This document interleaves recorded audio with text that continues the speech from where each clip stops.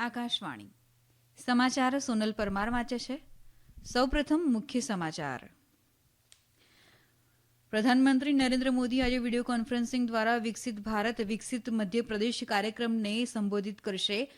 17,500 કરોડ રૂપિયાથી વધુ મૂલ્યની વિકાસ યોજનાઓ રાષ્ટ્રને સમર્પિત કરશે. મધ્યપ્રદેશના ડિંડોરીમાં માર્ગ અકસ્માતમાં 14 લોકોના મોત અંગે રાષ્ટ્રપતિ, ઉપરાષ્ટ્રપતિ અને પ્રધાનમંત્રી નરેન્દ્ર મોદીએ શોક વ્યક્ત કર્યો છે. પશ્ચિમ બંગાળમાં તૃણમૂલ કોંગ્રેસના નેતા શાહજહાં શેખને આજે સંદેશખાલીની બસીરહાટ અદાલતે 10 દિવસની પોલીસ કસ્ટડીમાં મોકલ્યા છે. રાષ્ટ્રપતિ દ્રૌપદી મુર્મુ આજે ભુવનેશ્વરમાં ઉત્કલ યુનિવર્સિટીના 53મા દીક્ષાંત સમારોહને સંબોધિત કરશે. ભારતીય જનતા પાર્ટીની કેન્દ્રીય ચૂંટણી સમિતિની બેઠક આજે નવી દિલ્હીમાં મળશે. પ્રધાનમંત્રી નરેન્દ્ર મોદી આજે વીડિયો કોન્ફરન્સિંગ દ્વારા વિકસિત ભારત વિકસિત મધ્યપ્રદેશ કાર્યક્રમને સંબોધિત કરશે. કાર્યક્રમ દરમિયાન શ્રી મોદી 17,500 કરોડ રૂપિયાથી વધુની કિંમતની બહુવિધ વિકાસ યોજનાઓ રાષ્ટ્રને સમર્પિત કરશે. આ પ્રોજેક્ટ્સ સિંચાઈ, power, road, rail, water supply, કોલસો, ઉદ્યોગ સહિત અનેક મહત્વપૂર્ણ ક્ષેત્રોને પૂરા કરશે. તેઓ મધ્યપ્રદેશમાં સાયબર તહેસીલ પ્રોજેક્ટ પણ લોન્ચ કરશે. પ્રધાનમંત્રી મધ્યપ્રદેશમાં 5,500 કરોડ રૂપિયાથી વધુની સિંચાઈ યોજનાઓનો શિલાન્યાસ કરશે. આ પ્રોજેક્ટ્સમાં અપર નર્મદા પ્રોજેક્ટ, રાઘવપુર બહુહેતુક પ્રોજેક્ટ અને બાસણિયા બહુહેતુક પ્રોજેક્ટનો સમાવેશ થાય છે. આ પ્રોજેક્ટ્સ ડિંડોરી, અનુપપુર અને મંડલા જિલ્લામાં 75,000 હેક્ટરથી વધુ ખેતીની જમીનની સિંચાઈ કરશે અને પ્રદેશમાં વીજ પુરવઠો અને પીવાના પાણીમાં વધારો કરશે.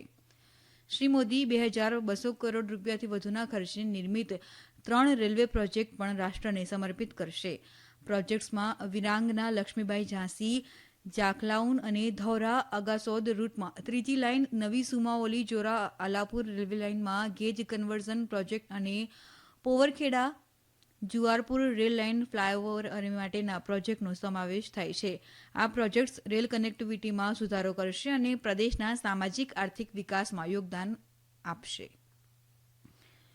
પ્રધાનમંત્રી નરેન્દ્ર મોદી અને મોરિશિયસના પ્રધાનમંત્રી પ્રવિન્દ જુગનાથ આજે વર્ચ્યુઅલ માધ્યમથી મોરિશિયસના અગાલેગા દ્વીપ પર નવી એરસ્ટ્રીપ અને સેન્ટ જેમ્સ જેટ્ટીનું ઉદઘાટન કરશે. આ ઉપરાંત આ દ્વીપ પર 6 સમુદાયના વિકાસ પ્રોજેક્ટનું પણ લોકાર્પણ કરવામાં આવશે. આ પ્રોજેક્ટ્સ મોરિશિયસના મુખ્ય ક્ષેત્રની સાથે અગાલેગા દ્વીપની સાથે સંપર્કને મજબૂત કરશે તેમજ સામાજિક અને આર્થિક વિકાસને પ્રોત્સાહન આપશે.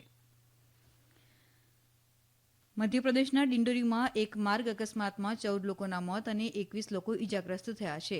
શાહપુરા પોલીસ સ્ટેશન વિસ્તારના બર્જહાર ઘાટ પર ડ્રાઈવરે વાહન પરનો કાબુ ગુમાવતા આ અકસ્માત થયો હતો. ઇજાગ્રસ્તોને શાહપુરા સામૂહિક આરોગ્ય કેન્દ્રમાં સારવાર આપવામાં આવી રહી છે. રાષ્ટ્રપતિ, ઉપરાષ્ટ્રપતિ અને પ્રધાનમંત્રી નરેન્દ્ર મોદીએ મધ્યપ્રદેશના ડિંડોરી જિલ્લામાં થયેલા માર્ગ અકસ્માત પર શોક વ્યક્ત કર્યો છે. રાષ્ટ્રપતિ મુર્મુએ સોશિયલ મીડિયા પોસ્ટમાં કહ્યું કે આ બનાવમાં જાનહાનિના સમાચાર અત્યંત દુઃખદ છે. તેમણે શોકગ્રસ્ત પરિવારના સભ્યો પ્રત્યે સંવેદના વ્યક્ત કરી છે. ઉપરાષ્ટ્રપતિ જગદીપ ધનખડે આશા વ્યક્ત કરી કે અકસ્માતમાં ઇજાગ્રસ્ત થયેલા લોકો અને તેમના પરિવારજનોને આ મુશ્કેલ સમયમાં સહકાર અને સમર્થનથી રાહત મળશે.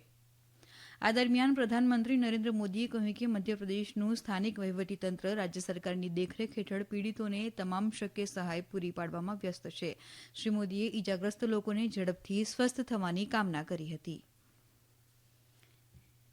પશ્ચિમ બંગાળમાં તૃણમૂલ કોંગ્રેસના નેતા શાહજહાં શેખને આજે સંદેશખાલીની બસીરહાટ અદાલતે 10 દિવસની પોલીસ કસ્ટડીમાં મોકલ્યા છે.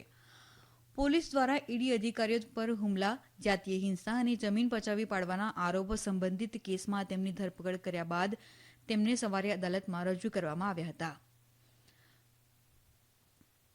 ઉલ્લેખનીય છે કે 3 દિવસ પહેલા કલકત્તા વડી અદાલતના મુખ્ય ન્યાયાધીશે ઈડી અધિકારીઓ પર હુમલા સંબંધિત કેસમાં શેખ શાહજહાંને સામેલ કરવાનો આદેશ આપ્યો હતો.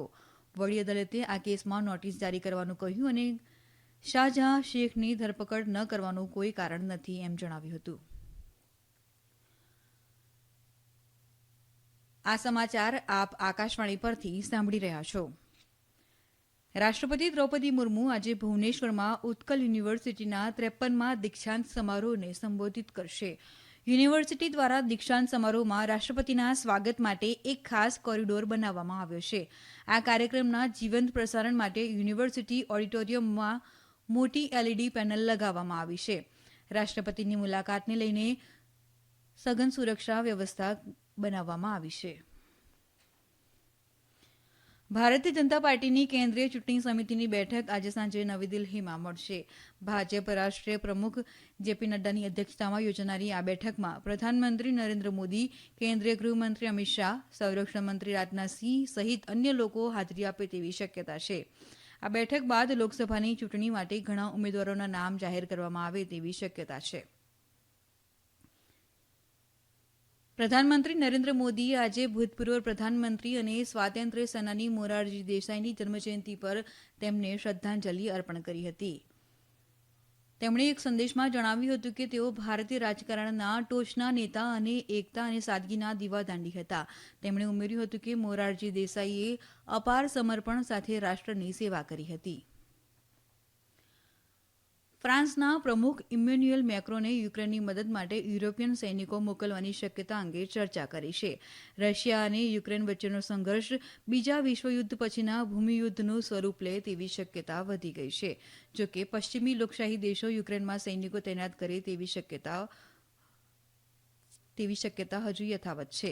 રશિયાએ તરત જ મેક્રોનની ટિપ્પણી પર પ્રતિક્રિયા આપતા કહ્યું કે જો આવું થાય તો નાટો સાથે સીધો સંઘર્ષ ટાળી શકાય નહીં. બીજી તરફ નાટોના અધિકારીઓએ કહ્યું કે યુક્રેનમાં સૈનિકો તૈનાત કરવાની કોઈ યોજના નથી.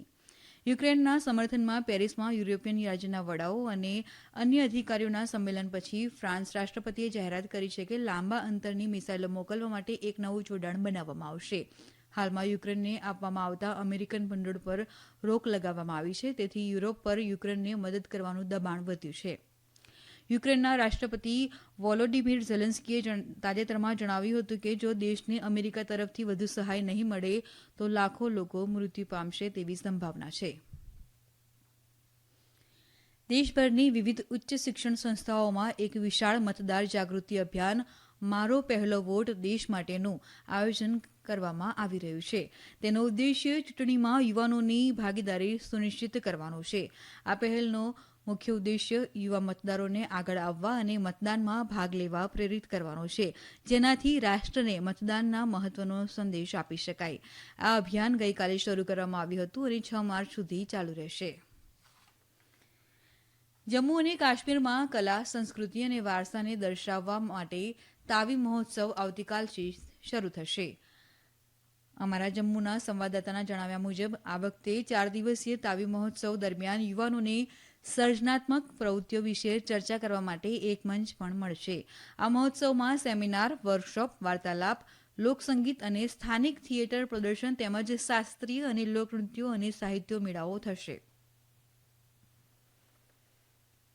કેન્દ્રીય કોલસા મંત્રી પ્રહલાદ જોશી આજે નવી દિલ્હીમાં કોલ લોજિસ્ટિક્સ યોજના અને નીતિ જાહેર કરશે. આ નીતિ કોલસાના નિકાલ માટે અદ્યતન, સંકલિત, ખર્ચ અસરકારક, સ્થિતિસ્થાપક, ટકાઉ અને વિશ્વસનીય લોજિસ્ટિક્સ ઇકોસિસ્ટમ વિકસાવવા માટે દૂરંદેશી અભિગમ સાથે ઘડવામાં આવી છે. આ વ્યૂહાત્મક માળખાનો હેતુ નાણાકીય વર્ષ 2030 સુધીમાં આયાતી કોલસા પર નિર્ભરતા ઘટાડીને આત્મનિર્ભર ભારતના દ્રષ્ટિકોણને અનુરૂપ કોલસા ક્ષેત્રની માંગ અને પુરવઠાને ઉત્પ્રેરિત કરવાનો છે. કોલસા મંત્રાલયે 2030 સુધીમાં 1.5 અબજ ટન કોલસાનું ઉત્પાદન કરવાનો લક્ષ્યાંક રાખીને દેશની ઉર્જા સુરક્ષા માટે વિવિધ પહેલો શરૂ કરી છે. અંતમાં મુખ્ય સમાચાર ફરી એકવાર. પ્રધાનમંત્રી નરેન્દ્ર મોદી આજે વિડીયો કોન્ફરન્સિંગ દ્વારા વિકસિત ભારત વિકસિત મધ્યપ્રદેશ કાર્યક્રમને સંબોધિત કરશે. 17,500 કરોડ રૂપિયાથી વધુ મૂલ્યની વિકાસ યોજનાઓ રાષ્ટ્રને સમર્પિત કરશે. મધ્યપ્રદેશના ડિંડોરીમાં માર્ગ અકસ્માતમાં 14 લોકોના મોત અંગે રાષ્ટ્રપતિ, ઉપરાષ્ટ્રપતિ અને પ્રધાનમંત્રી નરેન્દ્ર મોદીએ શોક વ્યક્ત કર્યો છે. પશ્ચિમ બંગાળમાં તૃણમૂલ કોંગ્રેસના નેતા શાહજહાં શેખને આજે સંદેશખાલીની બસીરહાટ અદાલતે 10 દિવસની પોલીસ કસ્ટડીમાં મોકલ્યા છે. રાષ્ટ્રપતિ દ્રૌપદી મુર્મુ આજે ભુવનેશ્વરમાં ઉત્કલ યુનિવર્સિટીના 53મા દીક્ષાંત સમારોહને સંબોધિત કરશે. ભારતીય જનતા પાર્ટીની કેન્દ્રીય ચૂંટણી સમિતિની બેઠક આજે નવી દિલ્હીમાં મળશે. આકાશવાણી પરથી સમાચાર પૂરા થયા.